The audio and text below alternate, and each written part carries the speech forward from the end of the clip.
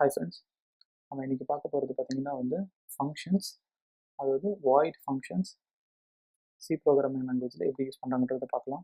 First பார்த்தீங்கன்னா வந்து hash include stdio.h header file include பண்ணியிருக்கேன். அடுத்ததான் என் ப்ரோக்ராம் வந்து மெயின் ஃபங்க்ஷன் வந்து எக்ஸிக்யூட் பண்ண ஆரம்பிக்கும். இந்த மெயின் ஃபங்க்ஷன் எக்ஸிக்யூட் பண்ண ஆரம்பிக்கும் போது ஹெலோ ஃபங்க்ஷன் கொடுக்கும்போது நான் ஒரு ஃபங்க்ஷனை கால் பண்ணுறேன்.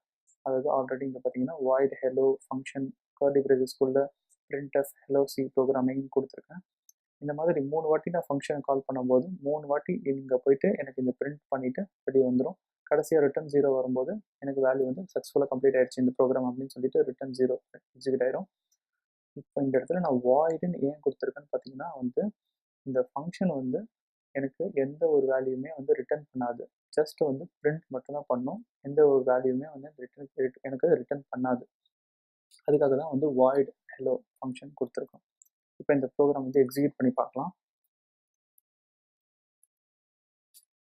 பார்த்தீங்கன்னா வந்து hello C programming hello C programming hello C programming சொல்லிட்டு 3 வாட்டி வந்து நான் அந்த ஃபங்க்ஷனை கால் பண்ணதுனால 3 வாட்டி வந்து எனக்கு பிரிண்ட் ஆகிடுச்சு. அவ்வளோதான் ஃப்ரெண்ட்ஸ். ஃபங்க்ஷன்ஸ் அதாவது நோ எதுவுமே ரிட்டர்ன் பண்ணாது. ஜஸ்ட் வாய்ட் ஃபங்க்ஷன் யூஸ் பண்ணி எப்படி பண்ணுறதுன்னு பார்த்துட்டோம். அடுத்ததான் வந்து ரிட்டர்ன் எப்படி பண்ணுறதுன்றதை நெக்ஸ்ட் செஷனில் பார்க்கலாம். தேங்க்யூ.